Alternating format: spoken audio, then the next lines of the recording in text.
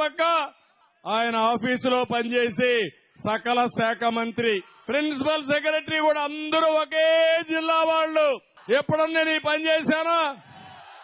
ఒకే కులం, ఒకే జిల్లా. నా మీద ఆరోపణ చేసిన వ్యక్తులు ఇప్పుడు నేల మీద ముక్కు గీసుకోవాల్సిన అవసరం ఉంది తమ్ముళ్ళు. అది నేను అడుగుతున్నా. అందుకే హామీ ఇస్తున్నా, వెనుకబడిన వర్గాలు తెలుగుదేశం పార్టీకి వెన్నెముక.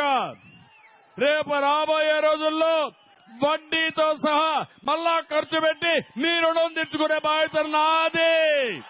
ఇంకా కొంతమంది అనుకుంటున్నారు ఏదో మాకు నెల నెల కొద్దిగా డబ్బులు వస్తుంది అప్పుడప్పుడు అనుకుంటున్నారు. కానీ నేను చెప్పా, బటన్ అవుట్ అప్పుడప్పుడు నొక్కుతాడు, కానీ బటన్ ఇన్ని మాత్రం ప్రతిరోజు నొక్కుతానే ఉంటాడు జగన్మోహన్ రెడ్డి.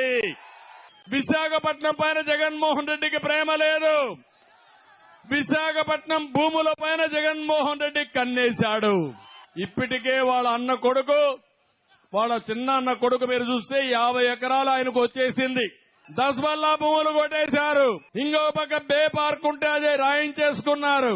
1-2 కాదు, కొన్ని వందల కోట్ల రూపాయల ఆస్తుల్ని A1 A2 అప్పడంగా రాయించుకునే పరిస్థితికి వచ్చారు. తెలుగుదేశం అధికారంలోకి వస్తే రెట్టింపు సంక్షేమ పథకాలను అమలు చేస్తామని చంద్రబాబు హామీ ఇచ్చారు. ఈ ప్రభుత్వం పోవాలంటే అన్ని వర్గాలు తనతో కలిసి రావాలని చంద్రబాబు పిలుపునిచ్చారు.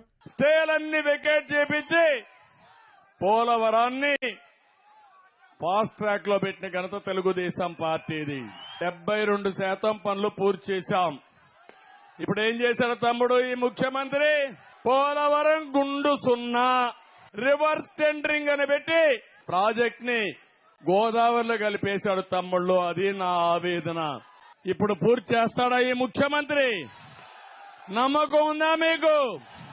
ఇలాంటి వాళ్ళకి అధికారం ఇచ్చి ఈరోజు సర్వనాశనం అయిపోయినామా లేదా తమ్ముళ్ళు అని మిమ్మల్ని అడుగుతున్నా.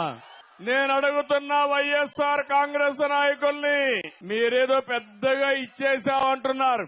మీరు ఇచ్చిందెంత, మీరు దోచిందెంత సమాధానం చెప్పే ధైర్యం ఉందా అని అడుగుతున్నా.